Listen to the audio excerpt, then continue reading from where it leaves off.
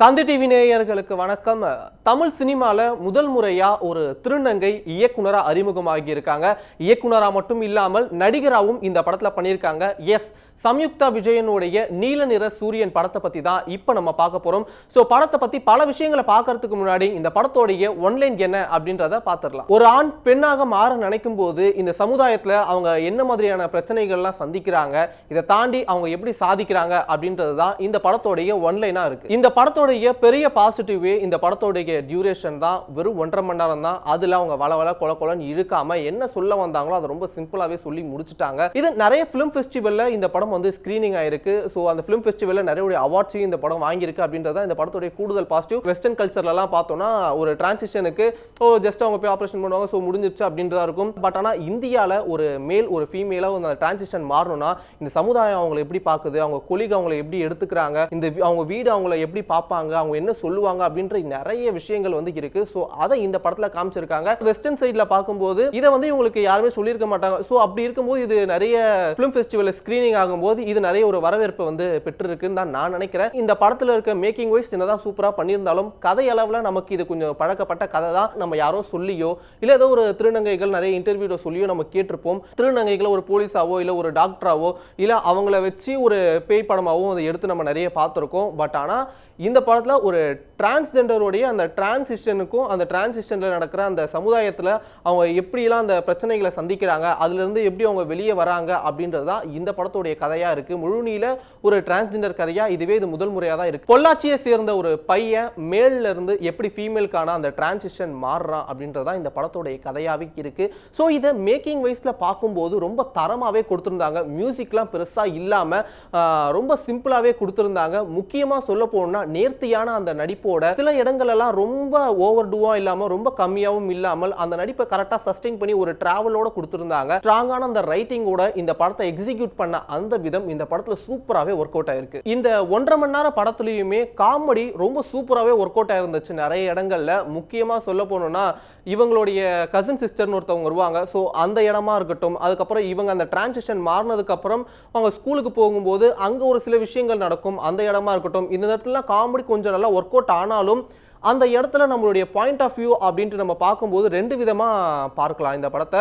முக்கியமா இப்போ அவங்களுடைய பாயிண்ட் ஆஃப் வியூல இருந்து பார்த்தோம்னா ஒரு வலி இருக்கும். அந்த வலி அப்போ என்னடா நான் ஒரு வலியோட இந்த படத்தை எடுத்திருக்கேன், இந்த ஒரு இடத்துல வந்து சிரிக்கிறீங்களே அப்படின்ற அளவுக்கு அவங்களுக்கு தோணும். பட் ஆனால் ஒரு ஜென்ரல் ஆடியன்ஸா பார்க்கும்போது காமெடியா தான் இருக்கும். இது எப்படி அந்த சீன் என்ன அப்படின்னா ஒரு ஸ்கூல்ல டீச்சரா இருக்காங்க. அந்த டீச்சராக இருக்கும்போது ஆரம்பத்தில் பையனாக வராங்க. இந்த டிரான்சிஷனுக்கு அப்புறம் ஒரு லேடிஸ் ட்ரெஸ்லாம் போட்டுட்டு உள்ளே வரும்போது எல்லாருமே குட் மார்னிங் சார் மேடம் ரெண்டுமே கலந்து சொல்லுவாங்க. இது அவங்க சைட்லேருந்து பார்க்கும்போது ஒரு வழியை அவங்க வந்து ஸ்க்ரீனில் வந்து கொண்டு வந்து நிறுத்தியிருக்காங்க. பட் ஆனால் இது ஒரு ஜென்ரல் ஆடியன்ஸாக பார்க்கும்போது இது வந்து ஒரு காமெடி, அந்த இடத்துல ஒரு சிரிப்பு தான் வருது அப்படின்ற மாதிரி இருக்குது. ஸோ இதில் என்ன சொல்ல வரேன் அப்படின்னா இந்த வழியை அவங்க சைட்ல இருந்து பார்க்கும்போது அது வழியா இருக்கும். ஸோ இதை ஜென்ரல் ஆடியன்ஸாக பார்க்கும்போது ஒரு காமெடியாகவும் ஒர்க் அவுட் ஆச்சு. இதை தாண்டி அந்த கசின் சிஸ்டர் கூட பேசுறதா சொல்லியிருந்தால அந்த ஒரு கான்வர்சேஷன்ல பார்க்கும்போது ஒரு பெண் இந்த சமுதாயத்துல என்னவா இருக்கா, எப்படி இருக்கா அப்படின்ற அந்ததையும் சொன்னாங்க. இப்போ நீ ஏன் ஆண்ல இருந்து பெண்ணா மாறணும்னு நினைக்கிற அப்படின்றதே அதையும் கேட்டுட்டு ஆண் பெண்குள்ள பிரச்சனைனா ஆணாதிக்கம் தான் அதிகமா இருக்கு, அந்த இடத்துல பெண்மை அப்படின்றது நம்ம ஒதுங்கி தான் போகணும், அடங்கி தான் போகணும் அப்படின்ற அந்த ஒரு விஷயத்த சொல்றாங்க. ஸோ இப்போ நீ இப்படி இருக்கும்போது ஏன் வந்து பெண்ணா மாறணும்னு நினைக்கிற அப்படின்ற அந்த கான்வர்சேஷன் தான் இந்த படத்துல ரொம்ப சூப்பராகவே இருந்துச்சு. டைலாக்ஸ் வைஸாவும் இந்த படத்துல ரொம்ப சூப்பராகவே ஒர்க் அவுட் ஆயிருந்துச்சு. அதே மாதிரி சில இடங்கள் எல்லாம் டீடைலிங்ஸ் எல்லாம் கொடுத்திருந்தாங்க, அது ரொம்ப நல்லாவே இருந்துச்சு. முக்கியமா டிரான்ஸ்ஜெண்டர் வந்து சமூகத்துல தனியா பிரிச்சு பார்க்காதீங்க, இப்போ நாங்க ஒரு மேல்ல இருந்து ஃபீமேலே மாறணும், எங்களை பெண்ணா பாருங்க அப்படின்றத ரொம்ப அழகாவே சொல்லாம சொல்லியிருந்தாங்க. இதை தாண்டி அந்த இடத்துல அதாவது இப்போ சொன்ன அந்த ஒரு கான்வர்சேஷன் வரும்போது பின்னாடி அம்பேத்கருடைய ஃபோட்டோலாம் இருந்துச்சு. ஸோ இதெல்லாம் பார்க்கும்போது இந்த படத்தில் அந்த டீட்டெயிலிங்ஸ்லாம் விஷயங்கள்லாம் பார்க்கும்போது கொஞ்சம் நல்லாவே ஒர்க் அவுட் ஆயிருந்துச்சு.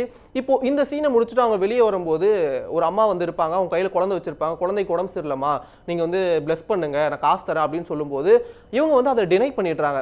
அது வேணாம், இதெல்லாம் நான் ஏன் பண்ணணும், இது வந்து நான் ஏன் பண்ணணும், இது என்னுடைய வேலை இல்லையே அப்படின்ற மாதிரி அவங்க அதை கடந்து போறாங்க. இதை பார்க்கும்போது எனக்கு என்ன தோணுச்சுன்னா இந்த சமூகத்தில் ஆண் பெண் இவங்க ரெண்டு பேரும் எப்படி சராசரி சராசரியா ஒரு வேலைக்கு போறாங்களோ அதே மாதிரி திருநங்கைகளும் வேலைக்கு போனா மட்டுமே இதெல்லாம் சரியாகும் அப்படின்றத ரொம்ப அழகாவே சொல்லாம சொல்லியிருந்தாங்க. இந்த சீனை பார்க்கும்போது எனக்கு இப்படிதான் தோணுச்சு. ஸோ இந்த படத்தை நீங்க பார்த்துருந்தீங்கன்னா உங்களுக்கு என்ன தோணுச்சு அப்படின்றத கீழே கமெண்ட் பண்ணுங்க.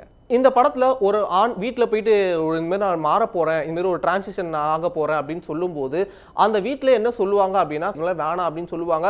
ஆனாலும் அந்த இடத்துல வந்து ஒரு வன்முறையோ ஒரு பியூட்டலான விஷயங்களை வந்து பையனை வந்து போட்டு அடிச்சோ வீட்டை விட்டு வெளியே அனுப்பியோ முக்கியமா வந்து வீட்டில் போட்டு பூட்டி வைக்கிறதோ இந்த மாதிரியான விஷயங்கள்லாம் எதுவுமே இல்லாம ரொம்ப சிம்பிளாவே காமிச்சிருக்காங்க.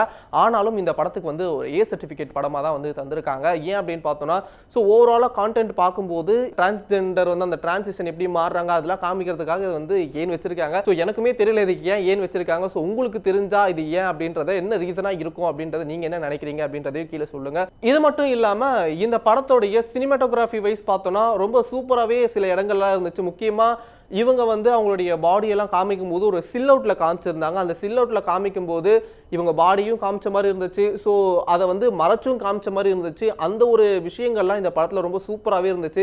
நிறைய லைட்னிங் ஒர்க்காக இருக்கட்டும், முக்கியமாக வந்து இந்த படத்தோடைய மியூசிக், டிஓபி, எடிட்டிங் இது மூணுமே சேர்ந்து ஒரே ஆள் தான் பார்த்துருக்காரு, ஸ்டீவ் பெஞ்சமின். ஸோ எப்படி டேரக்டர் அண்ட் ஆக்டிங் வந்து சம்யுக்தா விஜயன் பார்த்துருக்காங்களோ ஸோ இந்த 3 டிபார்ட்மெண்ட் இவர் ஒரு ஆளாக பார்த்துருக்காரு. ஸோ இதே மாதிரி வேற ஒரு ரிவ்யூவில் சந்திக்கிறேன். Bye from Vignesh Vicky. செய்திகளை உடனுக்குடன் தெரிந்து கொள்ள உடனே சப்ஸ்கிரைப் பண்ணுங்க.